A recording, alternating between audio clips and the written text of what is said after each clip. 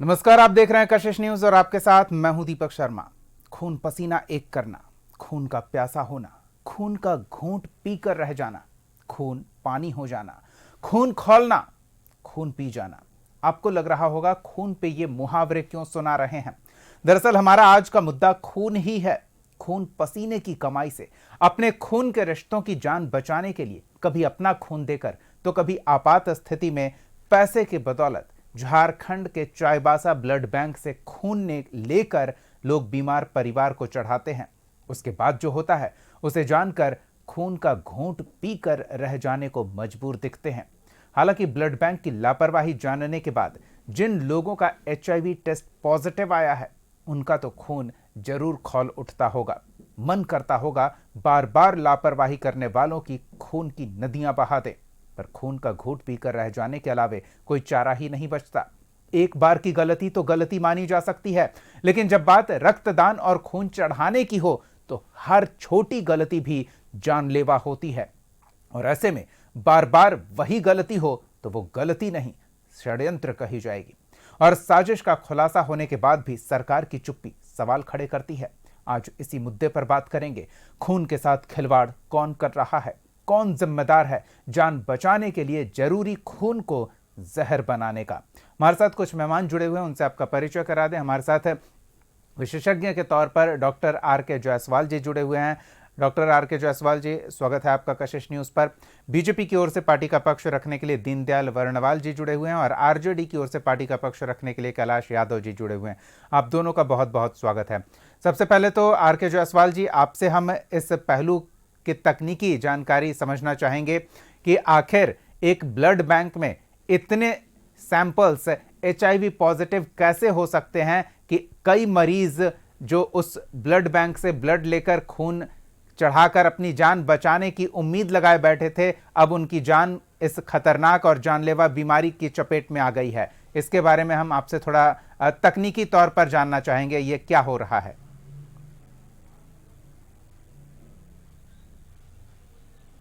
Actually ये जो खून का जांच होता है जी, जो संक्रमित व्यक्ति है अगर विंडो पीरियड में आएंगे तो जैसे कि उनके टेस्ट में नेगेटिव देगा।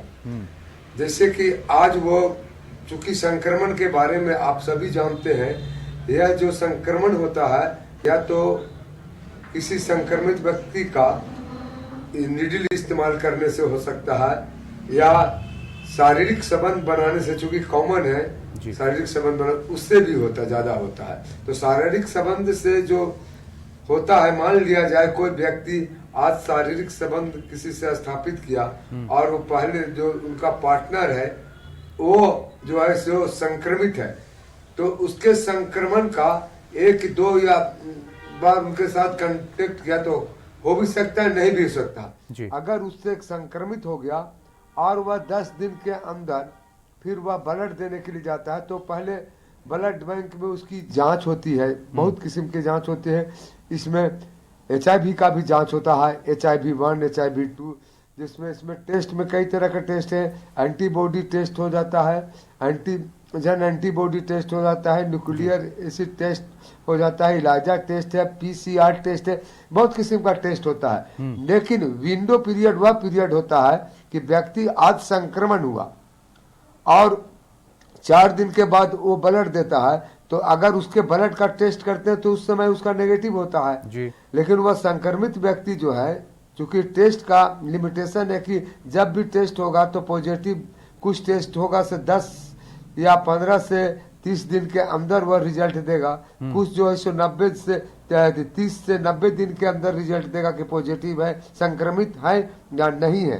तो इस सिलसिले में हम यह कहना चाहेंगे, व्यक्ति संक्रमित हो गया, पैथोलॉजिस्ट लोग यानी टेक्नीशियन लोग और डॉक्टर्स लोग जो भी उनका टेस्ट किए, उस दरमियान अगर 10 दिन के अंदर उनका बताया नहीं कि मैं किसी के साथ शारीरिक संबंध बनाया हूँ, ये बनाया हूँ, अगर वो नहीं बताते या किसी तरह संक्रमित हुए हैं और उसका टेस्ट किया गया और टेस्ट करने के बाद उसका नेगेटिव हुआ तो उसका ब्लड निकाल लेते हैं और दूसरे बार बिल्कुल। आर के जायसवाल जी, आप क्योंकि उस व्यक्ति इस बात को क्या हम इग्नोर कर सकते हैं कि अगर कोई संक्रमित व्यक्ति है तो वो 3 महीने में एक ही बार अपना खून डोनेट करने आएगा, अगर इच्छा से डोनेट करता भी है तो, और उसके खून को एक ही व्यक्ति के उपयोग में लाया जाएगा। लेकिन इससे पहले हमने देखा है कि थैलेसीमिया पीड़ित बच्चों को भी कई यूनिट खून चढ़ाए गए हैं। तो क्या ये माने कि चाईबासा में जितने ब्लड डोनर हैं वो सब HIV संक्रमित हैं? ये तो मतलब प्रायोगिक तौर पर संभव नहीं लगता ना, क्योंकि इतने संख्या में HIV पॉजिटिव लोग एक जिले में हों और जिला प्रशासन को, चिकित्सकीय व्यवस्था को उसके बारे में भनक तक न लगे, ये तो बहुत ही गंभीर मामला है।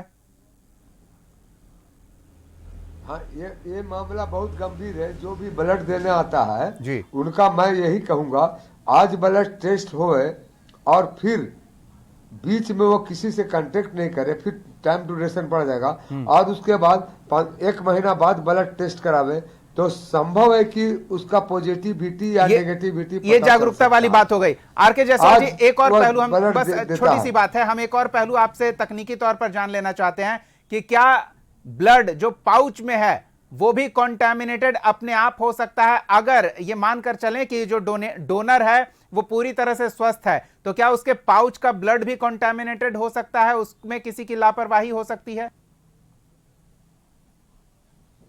ना, उसमें तो कंटामिनेशन नहीं होता है, क्योंकि वो सील हो जाता है जी। ब्लड लेते हैं और वो एकदम सील्ड हो जाता है, उससे ब्लड कंटामिनेशन की संभावना एकदम नहीं है। जी, चलिए, ये बड़ी बात कह दी आपने, और कि अगर पाउच में ब्लड है तो उसके कंटामिनेशन की संभावना नगण्य है। लेकिन अगर कोई डोनर है जिसकी उचित जांच नहीं होती या जांच में उसकी बीमारी पकड़ी नहीं जाती है तो उसका खून दूसरे के लिए खतरनाक हो सकता है। लेकिन ये खतरनाक वाली बात पहली बार नहीं हुई है। दीनदयाल जी, एक बार हो तो चलिए गलती मान लें कि मेडिकल प्रोसेस है, उस प्रोसेस में थोड़े पॉजिटिव नेगेटिव परिणाम आ सकते हैं, इसके कारण चूक हो सकती है। लेकिन ये एक व्यक्ति के साथ नहीं, कई व्यक्तियों के साथ एक ही ब्लड बैंक के माध्यम से हो चुका है, तो फिर कैसे इसको देखा जाए? देखिए, सबसे बड़ी बात है दीपक जी, आप समझने का प्रयास करना चाहिए कि खून ही एक ऐसा तत्व है शरीर का कि ना तो ये लैब में बनाया जा सकता है और ना ही पेड़ पे उगते हैं और ना ही कहीं और उपलब्ध होता है। इंसानों के खून को उचित रख रखाव से और देख रेख में इंसानों को चढ़ाकर बचाया जाता है जी। परंतु चाईबासा का मुद्दा नहीं है, यह सरकार की विफलता है। चाईबासा में लगातार ये बातें क्यों आ रही है? कभी 5 बच्चे को संक्रमित थैलेसीमिया के बच्चे को चढ़ा दिया जाता है, कभी एक गर्भवती महिला को प्रसव के दौरान HIV संक्रमित खून चढ़ाया जाता है जी। आज एक परिवार को चढ़ाया गया जो आज परेशान है, और उसका नाम इसलिए नहीं लेना उचित है, नाम हम लोग को भी जानकारी है जी जी। परंतु यह तकनीकी कारण से और सामाजिक कारण से नाम लेना उचित नहीं है। परंतु एक चीज आप बताइए कि सरकार क्या कुंभकर्ण की नींद में सोई हुई है? मुख्यमंत्री ने जांच का आदेश दिया, कई अधिकारियों को दिया, कई चिकित्सकों को दिया, कई बार उन्होंने खेद व्यक्त किया, शर्म महसूस की। क्या मुख्यमंत्री का इतना करने के बाद भी अधिकारियों पे जू नहीं रेंग रहा है, या वहां का जिला प्रशासन पूरी तरह नगण्य हो गया है, या जिला प्रशासन उदंड हो गया है? लेकिन एक बात समझ में आना चाहिए, हो सकता है मुख्यमंत्री जी संजीदगी से ऐसा कार्य कर रहे होंगे, लेकिन निश्चित तौर पे इस विभाग के जो मंत्री हैं इरफान भाई, वह उदंड जरूर हो गए हैं। उनकी उदंडता का कई कारण और प्रकरण सामने आया है, उसके बारे में हम बात करेंगे। अधिकारी उनके नीचे जो मातहत काम कर रहे हो जी। नहीं, पिछली बार जो मामला आया था जब थैलेसीमिया पीड़ित बच्चों को खून चढ़ाया गया और बाद में पता चला कि वो HIV संक्रमित खून है, तो उसमें CS को कार्रवाई का सामना करना पड़ा, एक चिकित्सक को कार्रवाई का सामना करना पड़ा, ब्लड बैंक प्रभारी को बर्खास्त कर दिया गया। उसके बाद भी उसी ब्लड बैंक में उसी तरह की ये लापरवाही चिंता का विषय है। कैलाश जी, दीनदयाल जी कह रहे हैं कि सरकार तो सरकार, स्वास्थ्य मंत्री भी पूरी तरह से लापरवाह है, इस तरह के गंभीर मसलों को उस संवेदनशीलता से डील नहीं कर रही है सरकार जिस संवेदनशीलता की इस मामले में जरूरत थी। क्या कहेंगे? देखिए, बहुत गंभीर विषय है और HIV ब्लड का बार बार आना और चूंकि केवल एक इंडिविजुअल व्यक्ति से इसको नहीं जोड़ा जा सकता है, पूरे क्षेत्र में जो लोग वहाँ पर ब्लड डोनेटर हैं, जो ब्लड डोनेट करते हैं, तो किसके शरीर में क्या ब्लड है तो लेने के बाद ही पता चलेगा। बिल्कुल। और अभी डॉक्टर आर.के. जायसवाल साहब ने बताया कि इसकी जांच की अवधि 3 महीने के बाद ही पता चलती है कि उसका ब्लड जो है कि उसका सैंपल क्या है जी। तो आप तत्काल में नहीं पता लगा सकते हैं, लेकिन इसको चूक नहीं कहा जाएगा। जब ब्लड वहाँ पर HIV वहाँ पर रखा गया है और ब्लड चढ़ गया तो ये गंभीर विषय है। और वहाँ पर खास करके चाईबासा जिले में मामला ज़्यादा आता है। इसके पहले अभी महीने दिन पहले जो मामला थैलेसेमिया वाला आया था जी। तो उसमें माननीय मुख्यमंत्री ने उच्च स्तरीय कमेटी बनाकर सभी को जो है कि सस्पेंड किया, बर्खास्त, या खुद आपने इसका जिक्र किया है जी। तो हम ये कहना चाहते हैं कि फिर विषय आया है, सरकार इसको संज्ञान निश्चित तौर पर लिया है और फिर इसकी जांच होगी और क्या मामला है कि बार बार जो है कि ऐसा विषय आ रहा है। लेकिन ये केवल झारखंड के लिए विषय नहीं है, देश के अन्य राज्यों में भी ऐसा होते रहा है। मध्य प्रदेश में भी हुआ, छत्तीसगढ़ में भी हुआ, उड़ीसा में तो होते रहा है। तो ऐसा नेग्लिजेंसी होती है, लेकिन जो ब्लड बैंक जो एजेंसी हैं जो इसका काम करते हैं जी। उनको भी सब देखिए, किसी व्यक्ति पर तो आप ऊपर से नहीं जान सकते ना कि इसके अंदर में किस टाइप का ब्लड है, वो तो जांचने के बाद ही पता चलता है। लेकिन ये गलती हुई है और पुराना ब्लड अगर चढ़ाया जा रहा है तो कहीं ना कहीं उसमें सरकार को फिर जो उचित जो कदम होगा उठाएगी। चलिए, वो हम अपने दर्शकों को बताते हैं कि सरकार कितना उचित कदम उठा रही है और इस मामले को कितना संवेदनशील तरीके से डील किया जा रहा है। आर.के. जायसवाल जी के पास फिर चलते हैं। आर.के. जायसवाल जी, हमारे स्थानीय संवाददाता ने ये जानकारी साझा की है कि जब थैलेसीमिया पीड़ित बच्चों वाला मामला आया था तो रजिस्ट्रेशन की जांच हुई थी। ये ब्लड बैंक सरकारी व्यवस्था के तहत ही संचालित है, सरकारी कर्मचारी ही इस ब्लड बैंक में कार्यरत हैं, तो किसी NGO या प्राइवेट संस्था की भूमिका नहीं है। तो उसके रजिस्ट्रेशन की जब जांच हुई तो रजिस्ट्रेशन एक्सपायर्ड मिला, यानी कि रजिस्ट्रेशन खत्म हो चुका है इस ब्लड बैंक को। तो कह सकते हैं कि अवैध तरीके से एक सरकारी व्यवस्था में एक ब्लड बैंक का संचालन किया जा रहा है। ये एक महत्वपूर्ण बात है। कितना गंभीर है वो डॉक्टर साहब आपसे हम समझेंगे। और दूसरी बात, अगर कोई एक व्यक्ति भी इस तरह के गंभीर मामले में ब्लड उस बैंक के ब्लड के कारण संक्रमित पाया जाता है तो क्या उस पूरे ब्लड बैंक के पूरे स्टॉक को डिस्ट्रॉय किया जाना सही नहीं रहेगा? आर.के. जायसवाल जी। ये चूंकि रजिस्ट्रेशन का नियम कानून होता है जी। उसकी पूर्ण जानकारी तो मुझे नहीं है, लेकिन रजिस्ट्रेशन अगर फेल भी हो जाता है तो वहां पर काम करने वाले वही रहते हैं जी। और उन लोग को रजिस्ट्रेशन जो कार्य करते हैं उनको तत्परता से दिखाकर उनका रिन्यूअल या जांच करके रजिस्ट्रेशन बढ़िया से करा देना चाहिए। ये तो कागज का विषय हो गया। प्रक्रिया में जाने के लिए संक्रमण में हम लोग हमारी नहीं थी। हम बस ये आपको बताना चाह रहे थे कि सरकारी व्यवस्था में कितनी संवेदनशीलता है, ये इस एक वाक्य से पता चलती है। और अब स्टॉक की बात है, अगर 10-20 यूनिट भी ब्लड है तो क्या एक व्यक्ति की जान से बढ़कर है वो? हम 10-20 डोनर फिर से लाकर 10-20 यूनिट ब्लड की भरपाई कर सकते हैं, लेकिन उस पूरे स्टॉक को खत्म किया जाना, उसे डिस्ट्रॉय किया जाना कितना जरूरी है? अगर ब्लड को अगर पुराना हो जाता है, 15 दिन के बाद अगर रीटेस्ट किया जाए या 1 महीने के बाद रीटेस्ट किया जाए तो पॉजिटिविटी आ सकती है। लेकिन जो व्यक्ति का ब्लड लिया गया है और वो संक्रमित 10 दिन 15 दिन पहले हुआ है तो उसमें तो नेगेटिविटी मिलता है। और ब्लड को जो हम लोग कलेक्ट करते हैं वो सैंपल में ज्यादा दिन तक रखते नहीं है, उसका रीयूज माने पेशेंट को दे दिया जाता है। 2 दिन 4 दिन 10 दिन 15 दिन तक रखा जाता है। अगर उस बीच में फिर टेस्ट हो तो पॉजिटिविटी आएगा या नहीं ये कहना मुश्किल है, क्योंकि इसका जो पीरियड है पॉजिटिव होने का माने 10 दिन से, किसी टेस्ट में 10 दिन से 30 दिन तक है, किसी टेस्ट में 33 दिन से 90 दिन तक का है। आर.के. जायसवाल जी, वो हम समझ रहे हैं क्योंकि वो 33 दिन वो मेडिकल मजबूरी है कि उसे हम उस समय सीमा तक ही देख सकते हैं या उसके बाद ही उसकी जानकारी हो सकती है। तो मेरा छोटा सा सवाल है कि अगर 10-20 यूनिट ब्लड है उस ब्लड बैंक में, जिसमें ये डर है कि उसमें से कोई एक पाउच HIV संक्रमित हो सकता है और एक व्यक्ति की जान के लिए भी वो खतरनाक हो सकता है, तो पूरे स्टॉक को डिस्ट्रॉय करने में क्या कोई नुकसान है? कोई नहीं, नुकसान क्या है?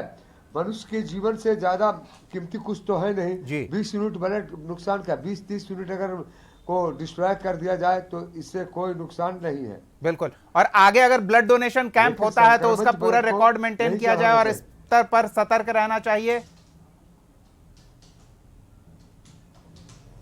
और लोगों का, मेरा कहना है कि लोगों का हिस्ट्री भी लेना चाहिए, कॉन्फिडेंशियल हिस्ट्री भी लेना चाहिए कि क्या आपने कहीं सुई वगैरह लिए हैं या कहीं शारीरिक संबंध या सेक्सुअल रिलेशन बनाए हैं ऐसे व्यक्ति से जो संक्रमित होने की संभावना था, उससे बनाए हैं। खुलकर होना चाहिए इस पर डिस्कशन, और जिससे ब्लड देता है उससे खुलकर बात बताने कि हाँ मैंने बिल्कुल, ताकि आगे किसी की जान के लिए खतरा ना हो। दीनदयाल जी, जल्दी से हम आप दोनों की एक छोटी छोटी प्रतिक्रिया जरूर लेंगे। क्या लग रहा है कि सरकार इस मामले को लेकर उतना संवेदनशील है जितनी जरूरत है?